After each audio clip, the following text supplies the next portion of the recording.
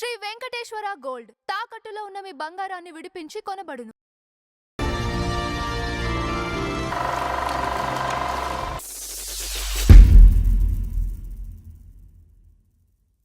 నమస్కారం నందమర్చంద్ర గారు. నమస్కారం రాజీబాబు గారు. ఈరోజు మన ఫ్లాష్ బ్యాక్లో కళ్ళ చిదంబరం గారి గురించి మాట్లాడుకుందాం. ఓకే ఓకే మంచి నటుడు, మంచి నటుడు, తర్వాత విద్యాధికుడు. అయితే ఇక్కడ ఆయనకి కేవలం ఆయన పర్సనాలిటీ వల్ల ఆ పేరు వచ్చింది. అది ఆయన కళ్ళు కొంచెం ఆర్డ్గా ఉంటాయి, మెల్లకన్ను లాగా ఉంటాయి. అది ఎందుకు వచ్చిందో చెప్తాను. అది ఆయన పుట్టినప్పుడు మామూలుగానే ఉన్నాయండి. ఓకే, అదొక చరిత్ర. ఓకే. ఆయన ఒక నిజాయితీ గల నాటక కళాకారుడు. నిజాయితీ గల కళ కోసము, నాటకాల కోసం జీవితాన్ని అర్పించిన, జీవితం అంతా కృషి చేసి జీవితం అంతా పాటుపడిన కళాకారుడు కళ్ళు చిదంబరం గారు. ఇక దానికి తిరుగులేదనమాట. ఎంతోమంది ఔత్సాహిక కళాకారులకి ఒక కళాకారుల సమాఖ్యాన్ని పెట్టి వాళ్ళందరినీ తీసుకొచ్చి నాటకాలు ఆడించి అందరినీ, ఎవరిలోని కళా ఉత్సాహాన్ని కూడా నిరుత్సాహపరచకుండా వాళ్ళందరినీ డెవలప్ చేసిన వ్యక్తి కళ్ళు చిదంబరం గారు. ఈయన కొన్ని సీన్లు మనం మాట్లాడుకునేటట్టయితే దానిలోకి వెళ్ళే ముందు అప్పులు అప్పారు దాంతో మేకను కొనుక్కొని వెళ్ళిపోతాడు. తర్వాత మన అమ్మోరు సినిమా చూసుకున్నట్టయితే బొట్టు పెట్టమ్మా అని చెప్పేసి ఎండ్ వరకు కూడా ఆ సీక్వెన్స్ నడుస్తుంది. అంటే వండర్ఫుల్ క్యారెక్టర్. అంటే ఒకటే దేనికి సంబంధం లేదు క్యారెక్టర్. రామ్ గోపాల్ వర్మ గోవిందా ఇది అదే ఒకటని కాదు, అట్లా రామ్ గోపాల్ వర్మ బాగా ఎంకరేజ్ చేశారు. దానికి ఒక ఇన్సిడెంట్ ఉంది, చెప్తాను. ఓకే ఓకే ఏమండి. తర్వాత నాటకాల కోసం జీవితాన్ని పోగొట్టుకున్న వాళ్ళని చూసాం, ఆస్తులు పోగొట్టుకోవాలని చూసాం. కానీ ఈయన కళ్ళు పోగొట్టుకున్న వాళ్ళని చూడటం ఇదే కళ్ళు చిదంబరం గారు. అదొక విచిత్రం. ఓకే ఏమండి. నాటకం నాటకం నాటకం నాటకం అలాగని చదువుని నిర్లక్ష్యం చేయలే. ఇచ్చేదంటే ఈయన కొల్లూరు వెంకట సుబ్బారావు, నాగబాయమ్మ అనే దంపతులకు 45 అక్టోబర్లో విశాఖపట్నంలోని అక్కయ్యపాలెంలో జన్మించారు. ఈయనకి ఒక అన్న, 4 అక్కలు. ఓకే, చూడండి, ఫ్యామిలీ మొత్తం పెద్ద ఫ్యామిలీ. అంటే బాధ్యత గల ఫ్యామిలీ. రైట్. అంటే బాధ్యత గల ఉంటారు. కానీ ఈయన అలా ఉన్నారు కాబట్టి ఈయన చదువు ఇది చేసుకోకుండా, నాటకాల మీద ఇంట్రెస్ట్ ఉన్నా కూడా చదువుకుంటూ సివిల్ ఇంజనీరింగ్ పాస్ అయ్యాడు. ఇది ఒక పెద్ద విశేషం. ఓకే. సివిల్ ఇంజనీరింగ్ పాస్ అయితే స్కూల్ నుంచి కూడా నాటకాల మీద ఇంట్రెస్ట్ చాలా బాగుండేవాడు. చిన్నప్పుడు కళ్ళు గిళ్ళు అన్నీ మామూలుగా ఉండేవి. ఎందుకు పోయినాయి అంటే, ఇక ఈ నాటకాలు ఒకసారి ఎంటర్ అయిన తర్వాత ఇలాంటి కళాకారులు, నిజమైన కళాకారులు అంటే కళ్ళు చిదంబరం చెప్పుకోవాలి. నాటకాల కోసం అహర్నిశం పాటుపడేవాళ్ళు అంటే కళ్ళు చిదంబరం గారు చెప్పుకోవాలి. ఓకే. ఉద్యోగం చేస్తూ అంటే విశాఖపట్నం నుంచి వచ్చిన వాళ్ళు పోర్ట్ ట్రస్ట్లో సివిల్ ఇంజనీర్ ఉద్యోగం చేశాడు, అసిస్టెంట్ ఇంజనీర్. ఈయన జాబు సినిమాల్లోకి వచ్చినా కూడా జాబ్ వదలని ఏకైక నటుడు కళ్ళు చిదంబరం గారు. రిటైర్మెంట్ వరకు జాబ్ వదలలా, ఇవి చేసుకుంటూ. Okay okay. అంటే సినిమాలు షిఫ్ట్ అయిపోలా. ఈయన సినిమాలు చేస్తూ షిఫ్ట్ అలా విశాఖపట్నంలో ఉంటూ తనకు ఒక సమాఖ్య, నటీనటుల సమాఖ్య పెట్టుకుంటూ వాళ్ళకి రిహార్సల్ చేస్తూ డ్రామాలు వచ్చూ స్కూల్లో చదువుతూనే 36 నాటకాలు ఆడాడంటే ఈయన యొక్క నాటకాల గురించి చెప్పండి మీరు. ఓకే. ఎంత ఇంట్రెస్ట్, ఎంత అంటే కళ కోసం ఎంత పాటుపడ్డాడండి. రచన కూడా ఉంటుందా? ఉంటుంది. అంటే రచయితలు పెట్టుకుంటారండి. ఇప్పుడు అనుభవం మీద వచ్చే దీంతో వీళ్ళ పార్టిసిపేషన్ ఎప్పుడు కూడా ఉంటాయి. ఇప్పుడు మన ఎంఎస్ నారాయణ వీళ్ళు లాంటి వాళ్ళు, తనికెళ్ళ భరణి లాంటి వాళ్ళు రైటర్స్ అని వాళ్ళు పేరు వేసుకోకపోయినా వేరే వాళ్ళు రాసినా వీళ్ళ ఇన్వాల్వ్మెంట్ చాలా ఉంటుంది, వీళ్ళ పార్టిసిపేషన్ చాలా ఉంటుంది. అలాంటి వాళ్ళు కళ్ళు చిదంబరం గారు ఒకళ్ళు. మెయిన్ ఎక్కువగా ఈయన విశాఖపట్నం కళాకారులు అందరూ రుణపడి ఉన్న నటుడు ఎవరైనా ఉంటే కళ్ళు చిదంబరం గారు. అంత ఎంకరేజ్ చేశాడు. పోర్ట్ ట్రస్ట్లో ఉద్యోగం చేస్తున్నాడు, సివిల్ ఉద్యోగం చేస్తున్నాడు. ఏం చేస్తుంటే అలా చేస్తూ ఆయన ఎప్పుడు కూడా మెడ్రాస్ షిఫ్ట్ అవ్వాలని కానీ హైదరాబాద్ షిఫ్ట్ అవ్వాలని కానీ ఎప్పుడు అనుకోలేదు. వచ్చినప్పుడు ముందు నాటకాలు వేసేవాడు. ఆ తర్వాత గొల్లపూడి మారుతిరావు గారు రాసిన కళ్ళు నాటకం, అంటే ఇప్పటి వరకు చెప్పాను 100 నాటకాలు ఆడారని. 100 నాటకాలు ఆడారు, 100 మంది కళాకారులను ప్రోత్సహించాడు ఆయన.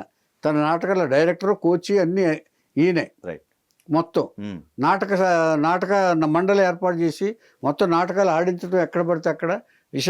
విశాఖపట్నం అంతా కళాకారులు అండి. సుత్తివేలు దగ్గర నుంచి, సుత్తివేలు కూడా పోర్ట్ ట్రస్ట్లోనే పనిచేసేవాడు ఆయన. వీళ్ళందరూ అలా పనిచేస్తూనే వచ్చి నాటకాల్లోకి వచ్చారు. కాకపోతే వేలుగారు ఏమో షిఫ్ట్ అయిపోయిన తర్వాత ఉద్యోగం మానేశాడు, ఈయన మానలా. ఓకే, అది విశేషం. వచ్చిన తర్వాత ఈయన ఎప్పుడు కావాలంటే అప్పుడు వైజాగ్ నుంచి వచ్చేవాడు తప్ప, మెడ్రాస్ కావాలంటే మెడ్రాస్, హైదరాబాద్ కావాలంటే హైదరాబాదు వచ్చి ఉండటం మాత్రం జరగల. అయిపోగానే వెళ్ళిపోయాడు మొత్తం. ఓకే, అంతటి నిబద్ధతతో ఉద్యోగం చేశాడు ఆయన. అంటే ఉద్యోగాన్ని కూడా వదిలిపెట్టలే ఆయన. ఉద్యోగాన్ని వదిలిపెడితే ఏమవుతుందంటే ఫ్యామిలీ ఇబ్బంది పడిపోతుంది. రేపు ఏమో వీళ్ళు నా పర్సనాలిటీకి ఇస్తారో ఎవరో, రేపు ఇప్పుడంటే ఇస్తున్నారు. అందుకే ఈయన సెలెక్టివ్ క్యారెక్టర్లు చేసినట్టు. సెలెక్టివ్ క్యారెక్టర్స్ వీళ్ళు సెలెక్ట్ చేశారు. ఏ క్యారెక్టర్ తర్వాత ముందు ఈయన కళ్ళు బాగానే ఉండేయండి. ఈయన మామూలు మనలాగే పుట్టాడు ఆయన. ఈయన కళ్ళు ఏం పోలేదు, చాలా నార్మల్గా ఉండేవి. ఈ డే అండ్ నైట్ నాటకాల మీద తెలిసిందే కదా, నాటకాల రిహార్సల్స్, నేను నాటకాలు ఆడటంతో కళ్ళు ఆ ఎక్స్ప్రెషన్స్ ఇలా ఇవ్వడంతో కళ్ళు పక్కకి వెళ్ళిపోయినాయి. అది లైఫ్ లాంగ్ ఉండిపోయింది. దాని వైద్యానికి కూడా అందలేదు, అందుబాటులో లేదు. ఓకే, అక్కడి నుంచి ఈ కళ్ళు చిదంబరం అనేది ఆయన కళ్ళ వల్ల రాలేదు పేరు ఆయనకి. కళ్ళు సినిమాలో ఎంవి రఘు డైరెక్షన్లో గొల్లపూడి మాధవరావు రాసిన కళ్ళు సినిమాని 1988లో చేస్తే ఈ బ్లైండ్ బెగ్గర్గా తీసుకున్నారు ఇతన్ని. నేను చేయను అన్నాడు ఈయన ఫస్ట్. అయినా కూడా నువ్వే కరెక్ట్, అది చాలా బాగా చీటింగ్ క్యారెక్టర్ ఏదో ఉంది అందులో, చాలా పెర్ఫార్మెన్స్కి నంది అవార్డు కూడా వచ్చింది ఆయన, అవార్డు కూడా ఏదో వచ్చింది. ఆ కళ్ళు సినిమాతో కళ్ళు చిదంబరం పాపులర్ అయ్యాడు. ఓకే, అలా పాపులర్ అయితే వరుస సినిమాలు దాదాపు 400 సినిమాల్లో చేశాడు ఆయన. అమ్మోరు, మీరు చెప్పిన అమ్మోరు, ఓవరాల్గా 400 సినిమాలు వచ్చిపోతూనే చేశాడు తప్ప ఇక్కడ ఉండి చేయలే. చాలా మంచిగా ఉంటాడు, చాలా మంచిగా ఉంటును. అంటే ఆ పర్సనాలిటీకి టిపికల్ క్యారెక్టర్స్ ఇవ్వాలని డైరెక్టర్స్ కూడా అనిపించేది అక్కడ. అంటే ఒక స్పెషల్ థింకింగ్ ఉంటే తప్ప కళ్ళు చిదంబరం లాంటి వాళ్ళు మైండ్లోకి రారు కథలు రాసుకునేటప్పుడు. సో టిపికల్ క్యారెక్టర్స్ వేశాడు ఆయన. వేసిన క్యారెక్టర్ అన్నీ కూడా ఆయన కళ్ళుని తన పోగొట్టుకున్న కళ్ళని, పోయిన కళ్ళు కాదు, పోగొట్టుకున్న కళ్ళని అడ్వాంటేజ్గా చేసుకుని వేషాలు వేశాడు ఆయన. అవకాశం దాని నుంచి వెతుక్కున్నాడు. సూపర్ కదా. అంటే ఏమంటారు, కొంతమంది శరీరాలు లావు అయితే వాటిని అడ్వాంటేజ్ తీసుకుంటారు, అరణ్యలేఖ శాస్త్రి, కల్పనారాయ్ వీళ్ళలాగా. అలాగే ఈయన కళ్ళు అడ్వాంటేజ్ అయినాయి. ఓకే, అమ్మోర్లో ఎస్పెషల్లీ అమ్మోర్లో బాగా ఇదైంది. ఆ తర్వాత దీంట్లో రామ్ గోపాల్ వర్మ సినిమాల్లో ఇది బాగా చేశారు. ఆ తర్వాత రామ్ గోపాల్ వర్మ సినిమాలో గోవింద అని అనుకుంటాను, దాంట్లో చిదంబరంతో ఒక సీన్ ఉంది శ్రీదేవికి. శ్రీదేవి ఇది చూసి భయపడిందట, భయపడి నేను ఆయనతో సీన్ చేయను అంది. అప్పుడు రామ్ గోపాల్ వర్మ వెళ్ళి శ్రీదేవితో ఏమనుకుంటున్నావు ఆయన గురించి, ఆయన కోచ్, డ్రామా కోచ్, అంటే నటన నేర్పేవాడు వైజాగ్లో కళాకారులందరికీ ఆయన అంటే ఆరాధ్య భావం ఉంది.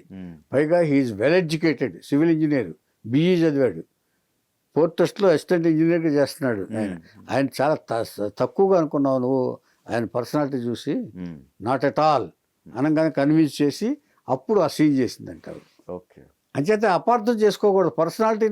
పర్సనాలిటీ తోటి పెర్సన్ని మనం అంచనా వేయటం అనేది చాలా తప్పని అప్పుడు అలా ప్రూవ్ అయింది. ఓకే, ఇప్పుడు రామ్ గోపాల్ వర్మ గారు అప్పుడప్పుడు ఇలాంటి వాళ్ళని చాలా ఎంకరేజ్ చేసేవాడే. ఇంకా విచిత్రం ఏంటంటే ఈయన 43వ ఏట నటుడయ్యాడు. 43వ ఏట అంటే ఉద్యోగంలో ఆయనకి వాళ్ళకంటే సినిమాల కంటే కూడానండి నాటకాల్లో వాళ్ళ కింగ్స్. అందుకని సినిమాల పట్ల ఎక్కువ ఆకర్షణ ఉండదు. నటన తెలిస్తే నాటకాలు వేస్తే 4 నాటకాలు వేసేసి రైలు ఎక్కేసి మెడ్రాస్ వెళ్ళిపోదాం అనే తాపత్రయం లేని మనుషులు వీళ్ళందరూ. ఓకే, వీళ్ళకి ఈయనకి 2 అమ్మాయిలు 1 అబ్బాయి. అంటే ఒక ట్విన్స్ అనుకుంటున్నాను, నాకు తెలిసి ట్విన్స్ ఉన్నారు అనుకుంటా. ఏమంటే వాళ్ళందరూ బాగా వెల్ ఎడ్యుకేటెడ్, ఇది అయిపోయి ఇలా తిరుగుతూ వస్తూ ఉండగా ఈయన పర్సనాలిటీకి 2013లో ఈయనకి ఊపిరితిత్తుల వ్యాధి వచ్చింది. అయినా కూడా నాటకాలు వదిలిపెట్టలే.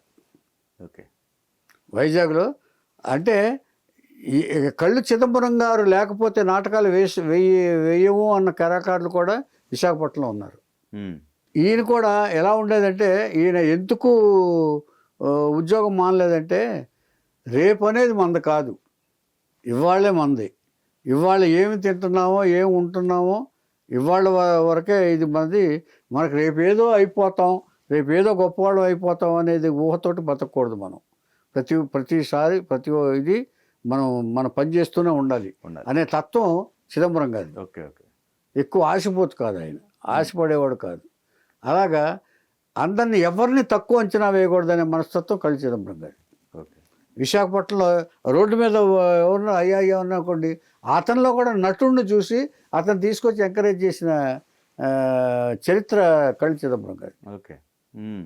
ఎవరైనా ఉత్సాహం కనపడితే, సార్ నేను ఏదో వేషం వేస్తాడా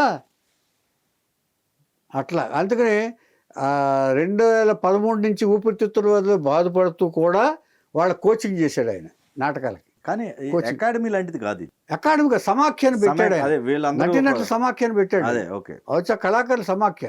అకాడమీ అంటే ఏంటి, సమాఖ్య అంటే ఏంటి, ఏదైనా ఒకటే సార్. మనకి కళాకారుని పోగు చేయటమే, అదన్నీ వాళ్ళ అసోసియేషన్లు చేర్చుకుని చేసుకుని అక్కడ.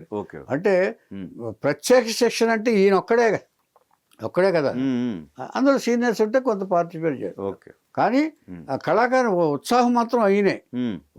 వైజాగ్కి కింగ్ మాత్రం ఈయనే నాటకాల్లో, శిక్షణ కోచ్లో. ఏమండి అలా వస్తుండగా 2015లో విశాఖపట్నం కేర్ హాస్పిటల్లో చేర్పిస్తే అక్కడ ఆయన తుదిశ్వాసం ఇచ్చారు. అంటే ఇలా బాధపడుతూనే డ్రామాలు చేస్తూ సడన్గా పడిపోతే అప్పుడు కేర్ హాస్పిటల్ తీసుకెళ్తే అక్కడ 2-3 రోజులు ఉండి అక్కడ కూడా ఎంక్వైరీ, ఏది అది బాగా చేస్తున్నారో నాటకాలు, ఏది ఆపకండి, నేను లేనని ఆపకండి, నేను వస్తాను అని చెప్పేవాడంట. అంతటి నిజాయితీ గల కళాకారుడు.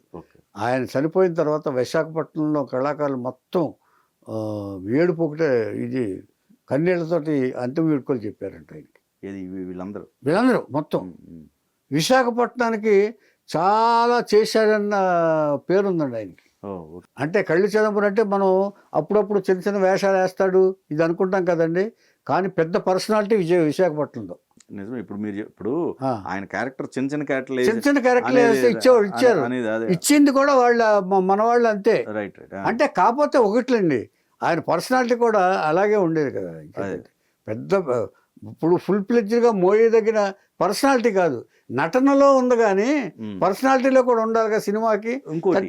ఇది ఒకవేళ ఇచ్చినా గానీ ఆయన లీవ్స్ పెట్టుకుని రావాలని కూడా కొన్ని ఇబ్బందులు ఉండేవి, అవన్నీ ఇబ్బందులు ఉండే. అవును, ఆయన ఉద్యోగం మాత్రం, జాబ్ మాత్రం ఎవరు వచ్చేపన్నా వద్దు, నాకు ఇదే ఆధారం, నాకు ఫస్ట్ కూడు పెట్టింది ఇదే అంచేత దీన్ని వదిలిపెట్టి తర్వాత నన్ను నమ్మి వాళ్ళు ఉద్యోగం ఇచ్చారు. ఇది కూడా, ఈ నిజాయితీ కూడా ఉంది ఆయనలోనే. ఉద్యోగం ఇచ్చారు, నాకు ఏదో ఇంకోటి ఏదో వచ్చిందని నేను వదిలేసి వచ్చేస్తే నా సర్వీస్ని వాళ్ళకి ఇస్తానని కదా నేను ముందు సంతకం పెట్టింది. నేను జాబ్ రిజైన్ చేయను, ఎంతమంది చెప్పినా చేయను, నేను ఉద్యోగం చేస్తూనే ఉంటా. వాళ్ళు తీసేశారా, ఓకే. ఇంత నిజాయితీగా బతికిన కళ్ళు చిదంబరం గారి గురించి మనం తలుచుకోవటంలో ఇదే లేదు.